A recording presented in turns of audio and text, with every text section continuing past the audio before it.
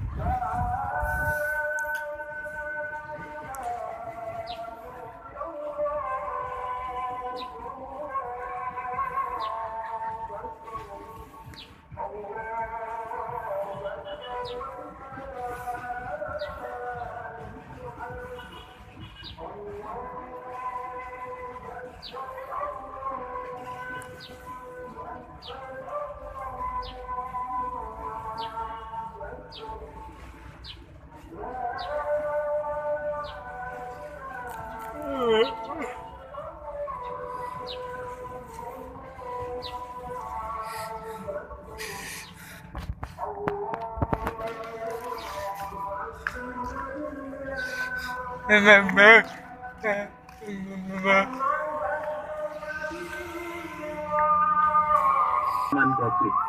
Meskipun tergolong zona hijau, daerah yang akan melaksanakan sholat Idul Adha, kata Fahro, harus menerapkan protokol kesehatan yang ketat untuk mencegah meluasnya perbakan virus corona. Ia mengimbau seluruh jamaah yang akan melakukan ibadah sholat tersebut membawa peralatan sholat masing-masing, memakai masker, dan menjaga jarak. Ia juga meminta kepada semua masjid untuk memperpendek pelaksanaan sholat dan khutbah tanpa mengurangi syarat dan rukunnya. Untuk pemotongan hewan kurban pun, ujarnya harus dilakukan dengan mentaati protokol kesehatan. Pemotongan harus dilakukan di tempat terbuka, hewan kurban dalam keadaan sehat, sementara petugasnya harus memakai masker, membawa alat masing-masing, menjaga jarak, dan mencegah terjadinya kerumunan banyak orang. Penerima daging kurban pun diingatkan untuk tidak mengantre karena daging kurban akan diantar oleh petugas ke alamat masing-masing. Terkait daging kurban, Fahro mengatakan pada masa pandemi ini hendaknya daging kurban diberikan kepada masyarakat yang membutuhkan. Tapi untuk kali ini, karena sebagian besar masyarakat sedang susah akibat terdampak COVID-19, sebaiknya sebanyak mungkin daging kurban itu kita berikan kepada fakir miskin dan masyarakat yang terdampak. Dalam kesempatan kepada NATO, kenapa semua pasukan kita harus tetap ada di sana? Dan sekarang Jerman mengatakan itu memperburuk ekonomi mereka. Itu bagus untuk perekonomian Amerika Serikat. Jerman lalai membayar. Selama bertahun-tahun, Trump yang mengkritik Jerman dengan tajam dan menilainya sebagai suatu ancaman ekonomi serta bukan mitra yang dekat. Selain itu, sejumlah pengamat mencatat interaksinya dengan kanselir Angela Merkel yang dingin.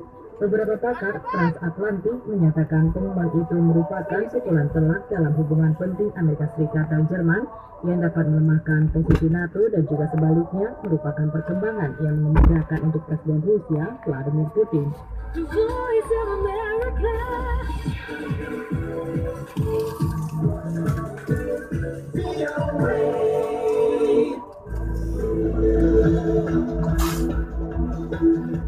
Masih di VOA This Morning, kini kita beralih ke berita ekonomi. Pertumbuhan ekonomi Jerman turun 10,1% pada kuartal kedua ketika berlangsung penutupan wilayah karena penularan virus corona, menurut data resmi pada hari Kamis. Tetapi para pakar mengatakan perekonomian mulai pulih. Badan Statistik Federal Jerman, Destatis, menyebut penurunan dari kuartal ke kuartal dari produk domestik bruto atau PDB bersejarah dan jauh lebih besar daripada penurunan yang terlihat dalam krisis keuangan tahun 2008-2009. Menteri Ekonomi Jerman Peter Altmaier awal tahun ini memperingatkan pandemi menekan negara dengan ekonomi terbesar di Eropa itu dan mengalami resesi terburuk dalam sejarah pasca perangnya yang mengakhiri pertumbuhan ekonominya yang berkesinambungan dalam 10 tahun terakhir. Para pengamat memperkirakan penyusutan ekonomi sedikit lebih kecil atau sekitar 9% dari April hingga Juni. Destatis mengatakan upaya-upaya menanggulangi pandemi COVID-19 menyebabkan penurunan besar-besaran dalam ekspor dan impor, meskipun pengeluaran pemerintah meningkat dalam periode itu. Badan Statistik itu juga mengubah data kuartal pertama yang mencatat output atau keseluruhan kegiatan ekonominya turun 2,0% dari Januari hingga Maret, sedikit lebih baik dari yang sebelumnya diumumkan, yaitu 2,2%. Data hari Kamis ini tidak berbeda dari perkiraan ekonom Bank ING International Netherlands Group Karsten Brasky yang mengatakan ekonomi diharapkan kembali menguat pada kuartal ketiga. Tetapi jalan menuju pemulihan itu akan sukar dan panjang, ia memperingatkan. Dengan stimulus pemerintah yang mungkin membantu layanan dan konstruksi di dalam negeri, pemulihan dalam bidang manufaktur sangat bergantung pada permintaan asing dan bagaimana negara-negara lain mengatasi dampak virus. Untuk keseluruhan tahun 2020, pemerintah Jerman memperkirakan bahwa PDB akan turun 6,3% sebelum meningkat 5,2% pada 2021. Beralih ke berita bisnis lain, naiknya iuran keanggotaan Amazon Prime untuk membeli barang di toko eceran online Amazon membuat orang bertanya-tanya apakah menjadi anggota Prime benar-benar menguntungkan. Tentu saja barang yang dipesan dikirim dalam 2 hari sangat bagus, tetapi setelah biaya iuran ditambahkan, harga barang-barang itu menjadi lebih mahal. Tanyakan pada diri sendiri apakah kita benar-benar membutuhkan pengiriman 2 hari untuk semua barang yang kita Sikap di Washington terhadap apa yang disebut perusahaan-perusahaan besar atau Big Tech. Kongres pada hari Rabu di Washington melakukan sidang dengar para pemimpin dari 4 perusahaan teknologi top, Amazon, Apple, Facebook, dan Google. Topiknya adalah apakah mereka memanfaatkan dominasi mereka di pasar untuk melumpuhkan persaingan. Sidang dengar ini memberi petunjuk perubahan pandangan di Washington terhadap Big Tech atau bisnis teknologi yang besar, kata Gerald Nadler. Para CEO bisnis ini sudah siap untuk melakukan pembelaan diri. Mark Zuckerberg, CEO Facebook, misalnya, berkilah, I mean, I think with hindsight, it probably looks like obvious that Instagram would have reached the scale that it has today, but at the time it was far from obvious. So, saya berpendapat setelah melakukan kilas balik, bisa saja Instagram kelihatan sudah mencapai skala sebesar sekarang. Berapa untuk sampah saja?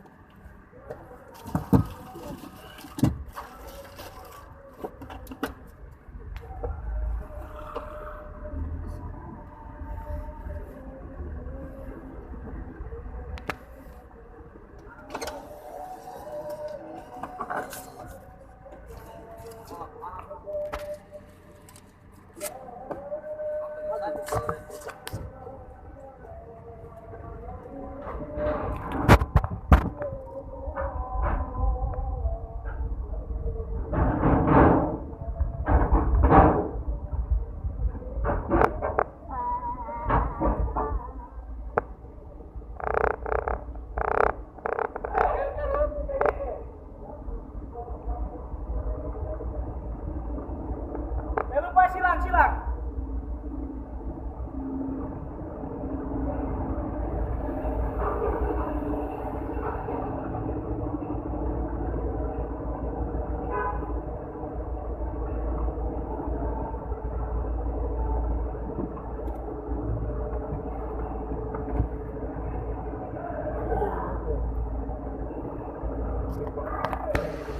Government di sini sih benar-benar mensupport bisnis, jadi mereka masih free space besar dari restoran, jadi kita bisa secara kursi dan segala macam. Terus Sabtu dan Minggu mereka juga kita punya ada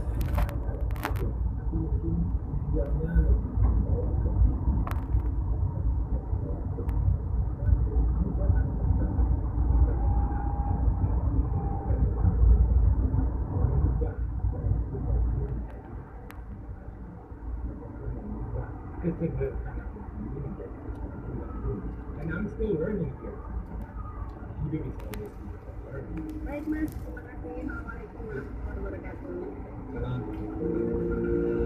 Masih di VOA This Morning bersama Daniel Iman dan Rifan Wiyastono. Siaran kali ini juga diproduksi oleh Madeoni, Arif Budiman, Jumala, dan Tuspita.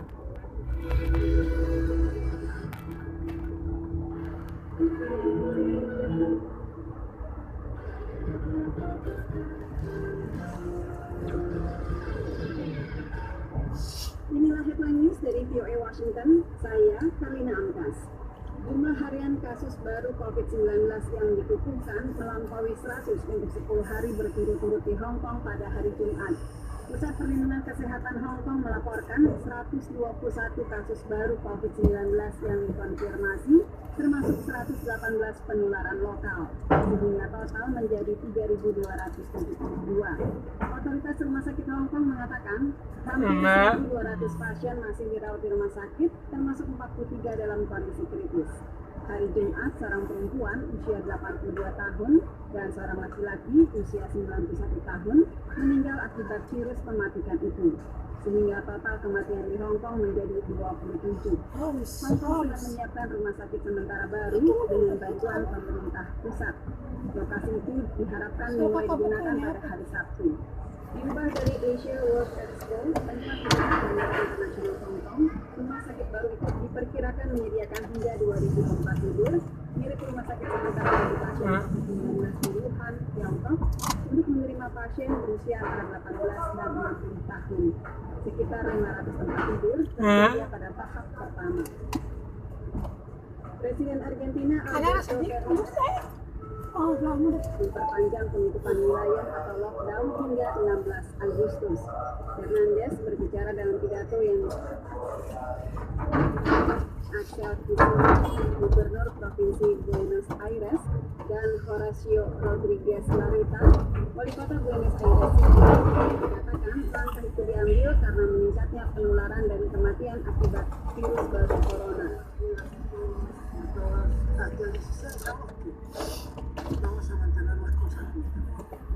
Sampai 16 Agustus, kata Fernandes, kami akan terus menerapkan lockdown seperti sekarang.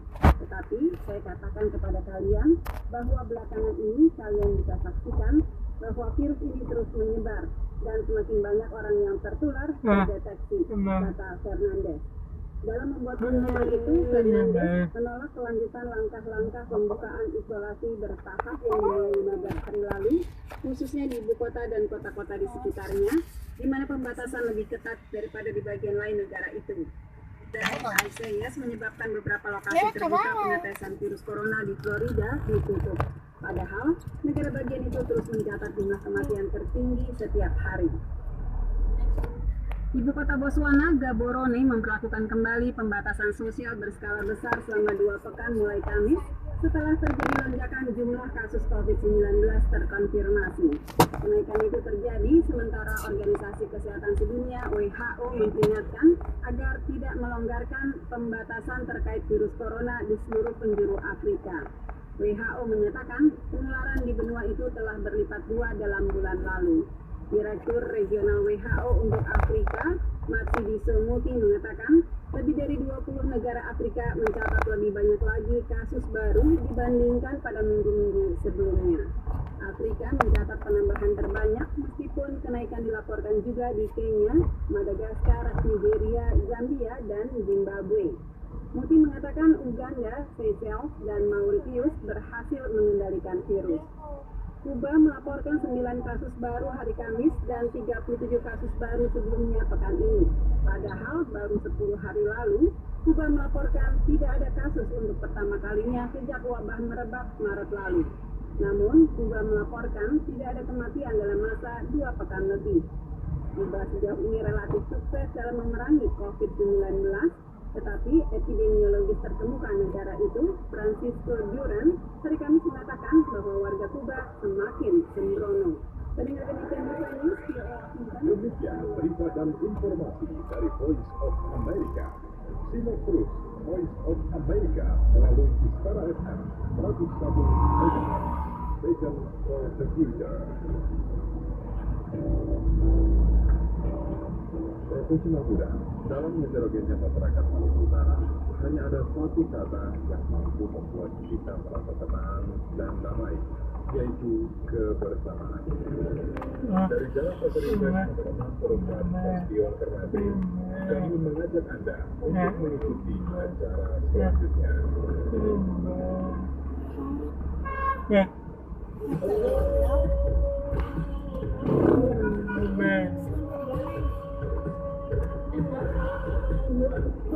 Still.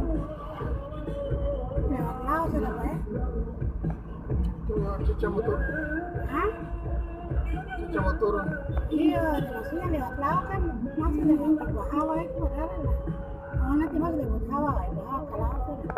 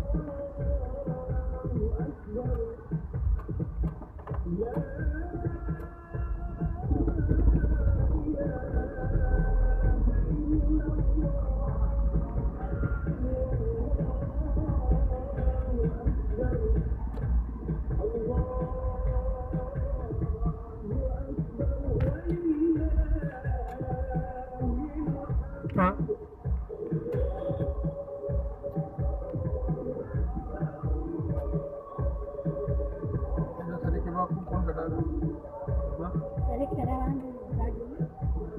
Tapi apa nama bilang sapi ya kan? Dia bilang sapi kan? Ya jam kan? Kapan? Kan hari ini kampungnya.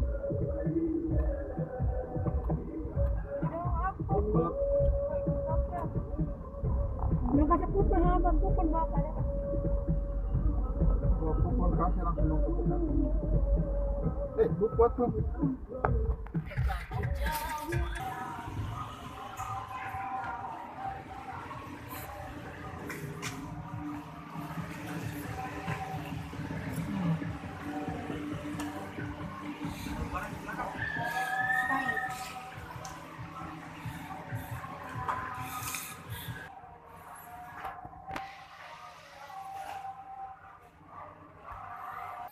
Mama.